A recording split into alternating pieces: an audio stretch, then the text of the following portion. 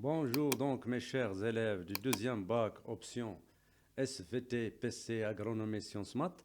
Je continue les cours de génétique des populations avec ce qu'on appelle donc la démonstration de la loi de Hardy-Weinberg. La loi de Hardy-Weinberg. On va démontrer donc, que dit-elle cette loi. Alors, la loi de Hardy-Weinberg, je rappelle qu'il dit que si la fréquence des allèles, alors si la fréquence des allèles, si la fréquence allélique et génotypique reste constante d'une génération à une autre, on dit que la population théorique idéale est en équilibre de Hardy-Weinberg. Souvenez-vous de l'énoncé. Maintenant, on va démontrer cela. Regardez donc, on va partir de cet exercice. On suit donc démonstration de la loi de Hardy-Weinberg dans le cas d'un gène à deux allèles. D'accord. On suit l'évolution du pool génique d'une population théorique idéale à travers deux générations successives G0, G1. C'est-à-dire, on suit l'évolution de la fréquence génotypique et allélique pour un gène non lié au sexe à deux allèles, grand A dominant, petit a récessif. Alors, on part d'une génération G0 d'individus avec différents génotypes ici. L'homozygote dominant, c'est en violet ici. L'hétérozygote dominant en jaune, l'homozygote récessif en vert. Alors, les questions, c'est de déterminer la fréquence génotypique et allélique en génération G0, déterminer la fréquence génotypique en génération G1 ici, engendrée par G0 bien sûr, déterminer la fréquence allélique en génération G1 en relation avec la fréquence génotypique. Que peut-on déduire? Alors, on va commencer par calculer la fréquence génotypique de la génération G0. Donc, la fréquence de l'homozygote dominant AA, il faut les compter. Vous avez le nombre total de la population, c'est 12. Donc, vous les comptez, donc c'est 6. Donc, il est égal. La méthode des probabilités déjà citée, donc c'est 6. On écrit 6 sur 12. Elle est égale à 1 demi. Donc, on simplifie, est égal à 0,5. On va l'appeler D, grand D. Donc, ça, c'est grand D. F de l'hétérozygote dominant, donc, vous les comptez, donc c'est 4. Jaune, donc 4 individus sur 12. Elle est égale à 1 sur 3. Elle est égale à 0,33. On va l'appeler H, grand H. Souvenez-vous de la méthode des probabilités précédentes. L'homozygote récessif, donc, c'est 2 sur 12. Pardon. 2 sur 12, donc c'est 1 sur 6. C'est 0, bien sûr, 0,16. Voilà, donc il faut le 0,16 ici. Donc, si vous comptez, donc, si vous calculez, donc, si vous la somme, donc, c'est 0,5 plus 0,5 plus. Pardon. Pardon. Donc, ce n'est pas le Covid, bien sûr, je m'excuse. Plus 0,33 plus 0,1. Donc, c'est à peu près 0,99. Il est sensiblement égal à 1. Souvenez-vous pour la fréquence de l'allèle grand A, donc il est égal à D plus H sur 2. On a déjà montré ça. D, c'est la fréquence de l'homozygote dominant. H, c'est la fréquence de l'hétérozygote grand A, petit a. Et sur 2, parce qu'il y a deux allèles ici. Donc, vous calculez ça. Vous calculez, donc 0,5 plus... Pardon, c'est 0,5 plus 0,33 sur 2. Donc, si vous calculez, donc vous trouverez 0, bien sûr, 665. F de A, c'est F de, donc l'allèle A, c'est R. La fréquence d'homozygote petit a sur H plus 2. H sur 2, pardon. C'est égal à 0,16. Pardon. 0,16 plus 0,33 sur 2, toujours. Donc, vous trouverez, donc, c'est 0, voilà. La fréquence, donc, c'est 0,325.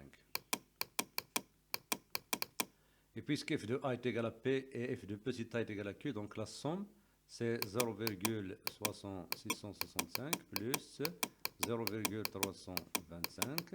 Et il est sensiblement égal à 1. Alors, cette génération, les individus de cette génération vont s'accoupler pour donner la génération G2 ici sur le tableau, donc G1, pardon.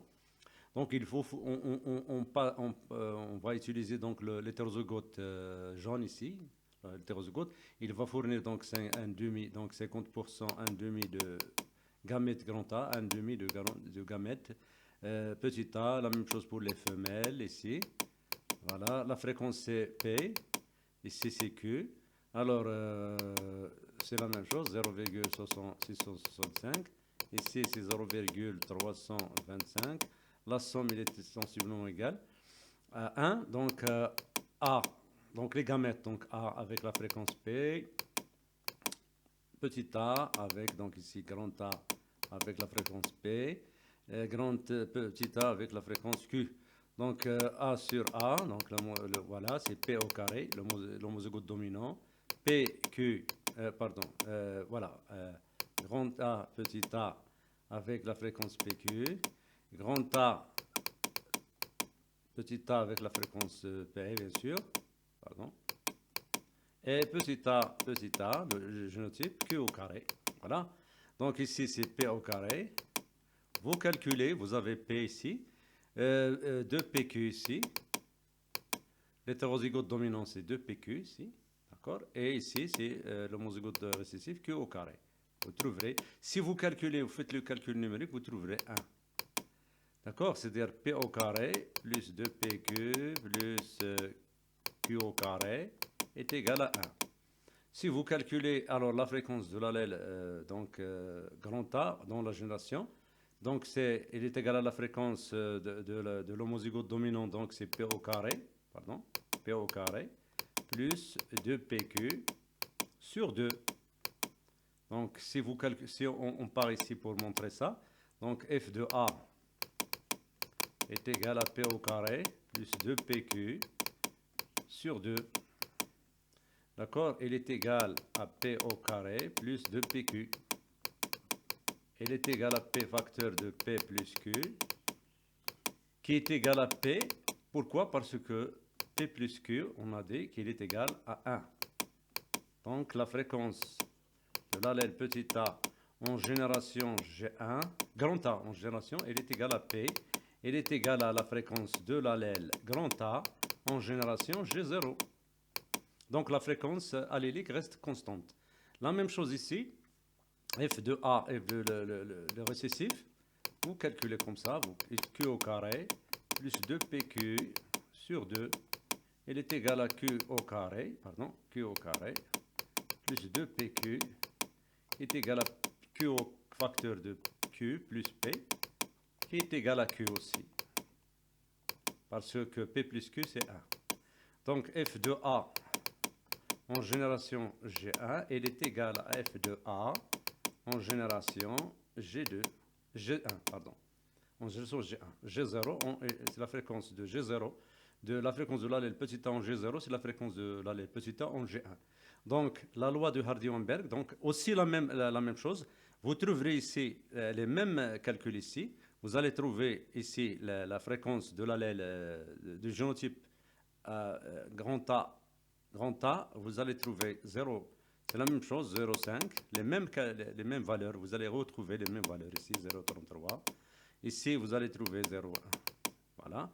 Donc, vous trouverez, donc, on en déduit que la fréquence génotypique et la fréquence allélique ne changent pas de génération en génération.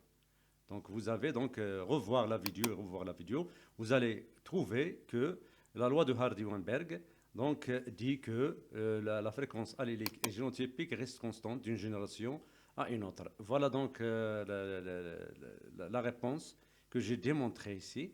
Donc, arrêtez la vidéo pour écrire. Hein. Je m'excuse ici. Vous allez donc le bilan, la loi de Hardy-Weinberg. Dans la population théorique idéale, les fréquences génotypiques et alléliques restent constantes d'une génération à une autre. On dit alors que la population est en équilibre. Les fréquences génotypiques sont déterminées à partir des fréquences alléliques en se basant sur une relation simple et correspond à l'identité remarquable P plus Q au carré. Voilà, donc ici, F de l'homozygote dominant P au carré, l'hétérozygote dominant 2PQ, l'homozygote récessif Q au carré est égal à P plus Q au carré. Donc, il faut savoir que P plus Q au carré est égal à 1. Donc, les calculs, revoir la vidéo